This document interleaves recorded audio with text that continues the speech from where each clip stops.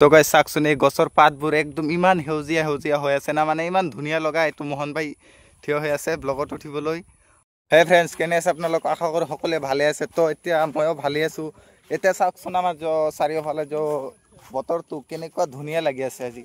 মানে বহুত দিন হ'ল, 4-5 দিন হ'ল বৰষুণ বৰষুণ বৰষুণ কৰি মানে বতৰটো একদম বাৰিষা বতৰ হৈ গৈছিল। কিন্তু এতিয়া মানে আজি অলপ ৰ'দ দিছে। তেতিয়া মানে বতৰটো পথাৰত আহিছিলোঁ, অলপ ইমান ভাল লাগি আছে যে কি ক'ম আৰু। মানে বহুত ধুনীয়া বতৰটো হৈ আছে এতিয়া। এইকাৰণে মানে বতৰটো ভাল কাৰণে অলপ পথাৰৰ ফালে আহিলোঁ মই আৰু এইটো মোহন ভাই আছে আমাৰ। মানে ইমান ধুনীয়া লাগি আছে যে বতৰটো আজি, এইকাৰণে মানে ভাবিলোঁ যে এটা ব্লগেই এটা বনাই লওঁ। তো এতিয়া চাব পাৰে যে আমাৰ পথাৰটো কেনেকুৱা।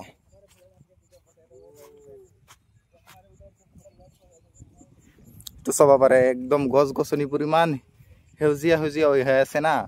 মানে তো গাইজ গাঁৱত মানে কি হয়, অলপ বৰষুণ পৰিলে মানে আমাৰ অসুবিধাটো কি হয়, এইটো গৰু বান্ধাত মানে বহুত অসুবিধা। চাওকচোন ইমান পানী পানী পানী পানী হৈ থাকিলে মানে গৰুকেইটা ঘাঁহ খাব নোৱাৰে। সেইকাৰণে মানে গাঁৱত এইটো আমাৰ অসুবিধা হয় অলপ বৰষুণ পৰিলে। নহ'লে এনেতো আৰু বাকী ভালেই, কাম কাজ কৰিব নালাগে, এনেই ঘূৰি থাকোঁ আৰু। এইটো মানে এতিয়া আৰু কি কৰিম, উপায় নাই, এইটো বৰষুণ পৰিবই।